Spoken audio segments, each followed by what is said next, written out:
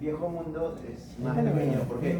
Porque ellos tienen una variedad más primordialmente de ser una enfermedad visceral, ¿no? Esta enfermedad que va a comprometer el vaso, todo. Entonces nosotros tenemos, por ejemplo, la leishmania mexicana, la brasiliensis, peruviana, guyanensis, panamensis. Son las principales especies de leishmania que nosotros vamos a tener en predilección. Ok. Sí, cansa. La infección puede ser asintomática, pero un cuadro clínico característico es lo que nosotros vemos en esta imagen de acá. ¿Sí? La imagen de leishmania típica, o el cuadro clínico característico típico de leishmania es una úlcera única. Si ustedes se dan cuenta, esta úlcera, el fondo, tiene una base limpia. ¿No? Limpia, no hay un tejido necrótico, no se ve un gran tejido necrótico. Sus bordes son rechonchos, sobreelevados, ¿ya? No hay sangrado, no ven pus. Si ven alrededor, no es un contenido inflamatorio. O sea, la piel no está inflamada. O sea, la zona está en la úlcera, sí, ¿no? Pero la piel alrededor no está inflamada, no es como una celulitis, ¿sí? Y no duele. La característica típica de la leishmania es que no produce dolor. Es sin dolor. Sí, es sin dolor. Si le duele, ojo, estamos en otra cosa, nos estamos equivocando tal vez de diagnóstico, ¿ya? O está sobreinfectada. Si se ha sobreinfectado, ha hecho una celulitis y ahí puede doler, ¿ya? Pero la úlcera típica de leishmania no duele, ¿ok? Empieza bien el vector, ¿sí? La pica, se genera una pápula, un nódulo, después se ulcera. Antes de ulcerarse se forma con una especie de costra, ¿no? Una costra que está ahí, se cae la costra y después queda el huequito bien vistoso. La leishmania cutánea localizada tiene algunas variaciones en sí, ¿ya? O sea, varía un poquito de acuerdo a la especie. No me voy a detener a ahondar acá, ¿sí? Lo dejo para que ustedes puedan leerlo un poco. Se dice que la mayor presenta en proporción mayores lesiones, las cuales se le denomina húmedas por la secreción. La trópica produce pocas lesiones, ¿sí? Pero la mayoría son secas. La etiópica va a producir en mayor frecuencia enfermedades difusas. La infantum te va a producir una leishmania visceral. La mexicana te va a producir un compromiso ya más centrofacial, el otro ya mucosa, que le denominan expundia acá en Perú o en algún otro lugar. Sí, yo nunca lo he escuchado, sí, pero los literales dicen que en algunos lados le dicen expundia. Imagino que sí. Sí. ¿Escucharon? Yo jamás lo he escuchado, sorry. Pero más frecuentemente escuchar el término UTA, ¿no? Sí, UTA.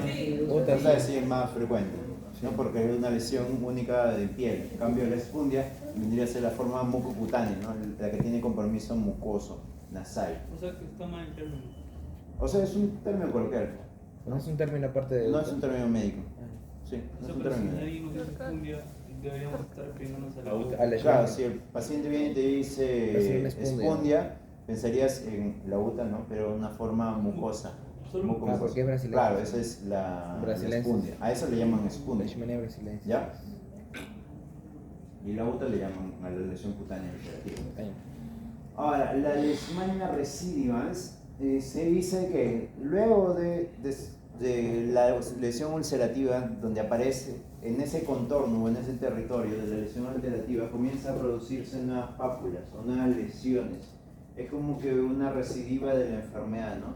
No es en la misma úlcera, sino en el contorno o en el territorio donde estuvieron la úlcera. A eso se le denomina leishmania recidivans, pero es ocasionada por la leishmania trópica, ¿ya? La cutánea difusa es usualmente varias lesiones en distintas partes del cuerpo, ya no son ulcerativas, sino son papulares. Dermatonoides. Ganas plata. Yo. Ya me vi. Ganas bien. Las ¿Qué? farmacias te pagan viajes. ¿Qué también? Bien, Es muy bien, bien. pues es muy pedida Sí. los exámenes recién todo, Ya me vi. porque es buena vida. Pero se acaban al toque. Ok. Perfecto, no. Es amor. Luego es una leishmaniasis Amor a la cutánea medicina. difusa. Pero no es emocionante. Sí, más o menos. Usualmente es relacionada a la Pero leishmania pasa etiópica, una caldera. mexicana, la amazonense. ¿Sí? Estas son las que usualmente se producen la difusa. Cada día viene una. En relación a la leishmaniasis mucosa, cuando hablamos de leishmaniasis mucosa, hay agentes específicos o especies que nos van a generar algún tipo de daño de acuerdo a la variedad. En el Nuevo Mundo va a ser la amazonensis, la brasilensis, guyanensis, panamensis, y en el Viejo Mundo la infante y la etiópica. Eso no hay ninguno que no entiendo. Ah, sí. Pero se dice que la leishmania mucosa usualmente aparece tiempo después de una lesión cutánea. Sí, o sea, que si yo tengo una lesión cutánea ahora, en el tiempo podría desarrollar una leishmania mucosa. ¿Sí? Eso usualmente en el país sucede por la disposición, sobre todo si te infectas en zona de selva.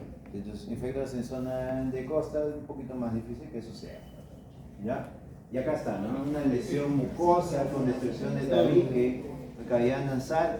Sin embargo, puede haber también una lesión a nivel laríngeo, de epilotis, que es granulomatosa o granular, que puede llegar a comprometer la vía aérea, lleva a veces hasta tráquea. ¿Sí? Cuando le hacen una fibroendoscopía se encuentran en las lesiones bien bonitas. Acá está, ¿no? Ven cómo hay un compromiso del tabique. En este caso, este paciente ha llegado a perder el grueso del tabique. Y esto habíamos dicho porque es porque hay mucha respuesta de TH1. ¿Sí? No está una respuesta equilibrada, sino que es demasiada la TH1 y por eso está generando lesión. Ahora, es probable que ustedes puedan encontrar pacientes con lesión cutánea y a la vez mucosa. O pueden encontrar mucosa que se extiende hasta zona cutánea. O sea, esas son unas posibilidades, ¿ya? Pero vamos más o menos a marcar. La forma visceral es una forma en la cual el Perú no tiene, ¿ok? No tenemos la forma visceral. Brasil. Ah, sí, Brasil En sí Brasil, tiene, sí. Uruguay sí tiene. Es una emergencia médica como tal, si tenemos que tener mucho cuidado por la diseminación del parásito, ¿ya? El espectro clínico va desde una fase asintomática hasta una fase superclínica con hepato esplenomegalia. Acá tenemos un pequeño, ¿sí? Un pequeño que ese abdomen, le puse, acá está, qué bonito, ¿sí? Este abdomen en su gran mayoría es el vaso, o sea, el vaso ha crecido tanto, ahí está remarcado, no está delimitado, que el territorio del vaso ya invade toda cavidad abdominal. Si hay algunos que tú le palpas y casi todo el abdomen es vaso, puro vaso, por el efecto de la leishmania, que hay que tener mucho cuidado, muchísimo cuidado, y es letal, el paciente puede llegar a fallecer. Doctor, el término CALAR se refiere a la leishmania La visceral, ¿no? leishmania visceral, sí, la leishmania visceral como tal, con compromiso de esplenomegalia, de enfermedad sistémica. ¿Ya? Ahora, existe un compromiso después del desarrollo de la enfermedad visceral, que se le denomina un post-CALA-AZAR. Quiere decir que este paciente que tendría una leishmania visceral se le da tratamiento y desarrolla unas lesiones cutáneas, ¿no? Hipopigmentadas, algunas papulares, a veces forman nódulos, ya, pero de manera distribuida globalmente. Entonces, a eso se le llama post-CALA-AZAR. O sea, primero tuvo una leishmaniasis visceral, se le trató y después desarrolla eso. Es importante tener en cuenta entonces que existen algunas leishmanias que van a desarrollar su enfermedad visceral y después desarrollan un post-CALA-AZAR, otras que son cutáneas que después se hacen mucocutáneas y otras que son cutáneas siempre, ¿no? Por ejemplo, el Donovan y el Infantum vendrían a ser viscerales, que después hacen un compromiso post-CALA-AZAR, ¿no? La brasiliensis peruviana hace un compromiso cutáneo, pero puede hacer un mucoso. El guyanensis panamensis es cutáneo, pero después puede hacer un compromiso difuso. ¿Sí? Entonces, es importante más o menos tener en cuenta ese patrón, porque más o menos vamos a intuir cómo va a evolucionar nuestro paciente más adelante. O sea, definitivamente todo esto tenemos que hacerlo con PCR, ¿no? Pero bueno, no tenemos ese paso. La identificación es usualmente con James Acondal, porque estamos hablando de un patógeno intercelular y este patógeno se deposita sobre el macrófago, entonces está adentro en el citoplasma. Y esa imagen es muy bonita, ¿no? Porque ven, toda la sombra es citoplasma de macrófago. Y ahí hay unos puntitos, ¿sí? Un puntito que vendría a ser como... ¿Cómo qué?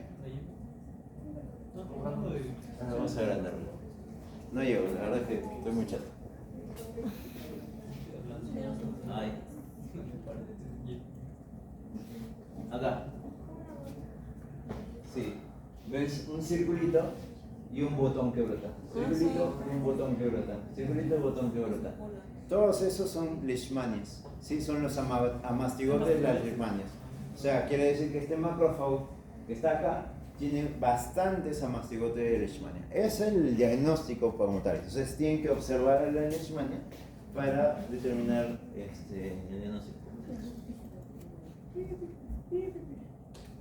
En el caso del cultivo, el cultivo es más caro, ¿sí? Es más difícil de hacer, ¿sí? Pero cuando tienen recursos y hay plata, se puede hacer. Y van a ver en el cultivo la forma de promastigote. La forma de promastigote vendría a ser un parásito que tiene un flagelo, ¿no? Entonces por eso vemos unas estructuras con unos flagelos que están saliendo, ¿ya? No es lo más usual, la forma más usual que ustedes van a poder encontrar y toparse vendría a ser con la visualización de los amastigotes, ¿ya?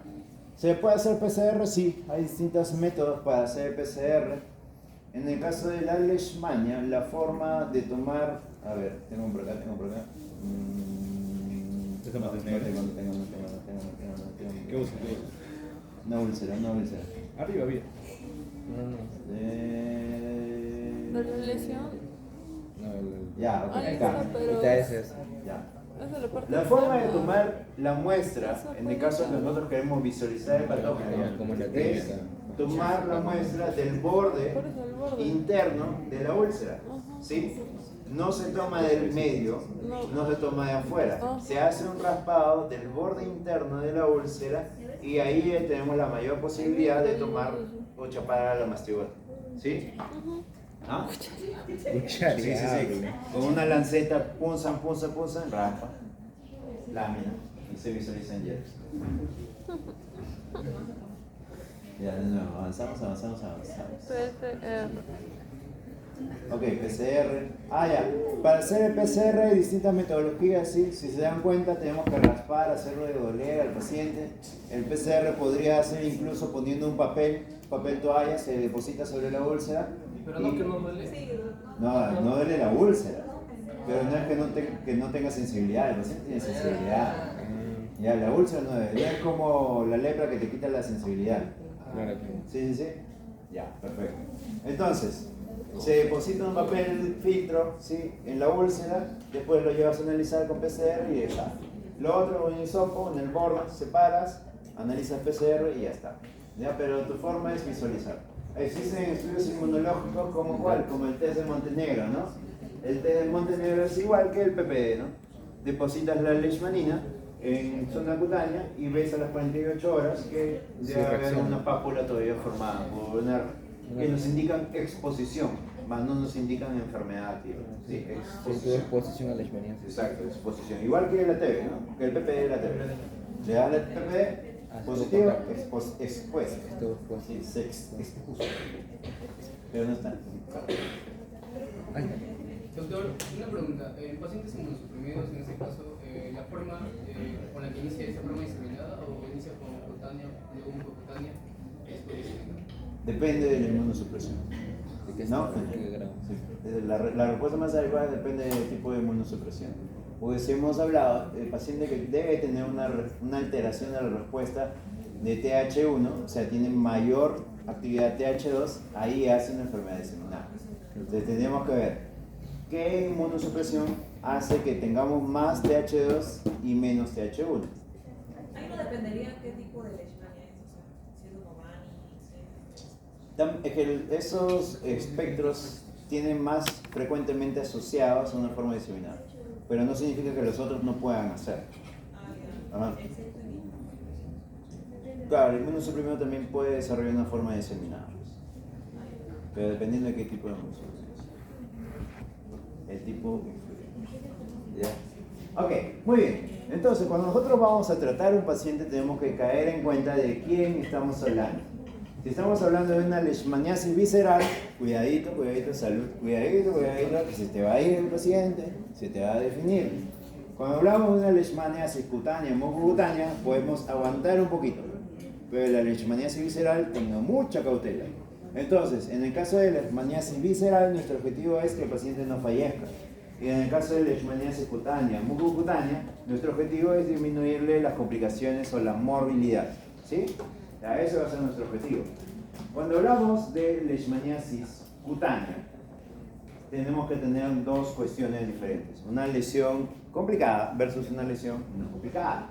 Cuando hablamos de complicada, se dice que deben haber más de 4 lesiones, que deban medir más de 1 centímetro, que tengan lesiones, algunas grandes más de 5 centímetros, que pueda tener unos nódulos, que tengan diseminación regional, o sea, aparte de la úlcera, hay más empastamiento cerca de la úlcera, que esté en un paciente inmunosuprimido y que ya le hayas dado tratamiento y a pesar del tratamiento no le ha ido bien. Ya, esos son las leishmaniasis cutáneas complicadas. En cambio, las no complicadas son todo lo contrario, ¿no? Menos de 4 lesiones, menos de 5 centímetros, no tiene nódulos, no tiene lesiones satélite, no es inmunosuprimido, etc. ¿Ya? Entonces, cuando hablamos de una lesión no complicada, que tenemos una lesión ulcerativa no complicada, el tratamiento puede ser local. Se le da antimoniales pentavalentes como cibogluconato o meglumina. ¿Ya? También existen algunas cremas, ¿ya? Pero el tratamiento que nosotros tenemos a disposición en el Perú vendría a ser los antimoniales pentavalentes. Y cuando hablamos de una lesión, una leishmaniasis cutánea complicada, deberíamos darle tratamiento sistémico. La predilección vendría a ser por la miltefosina. También se pone la fotografía porque la literatura lo dice así, pero la miltefosina vendría a ser nuestro tratamiento sistémico de elección de vía oral. En el caso de vía parenteral, vamos a darle antimoniales pentavalentes endovenosos, se le puede dar anfotericina también, que vendrían a ser los dos únicos fármacos que nosotros tenemos. ¿Okay? Cuando hablamos de paciente inmunocompetente, en paciente de leishmaniasis complicada o con gran compromiso, ahí se le podría dar la anfotericina liposomal. Cuando es una leishmaniasis y tiene VIH, también optamos por anfotericina. Y cuando estamos en un cuadro de post-Calazar, la miltefosina podría ayudar. Ok, muy bien. ¿Qué? ¿Qué cosa? ¿Qué pasó? ¿Sí? Era corta. Ah.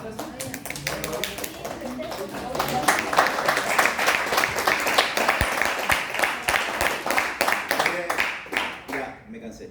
Ya, ¿Ya acabó todos los temas? ¿Dudas? ¿No hay dudas? Qué bueno. ¿Qué? Dime. Fue la leishmanina.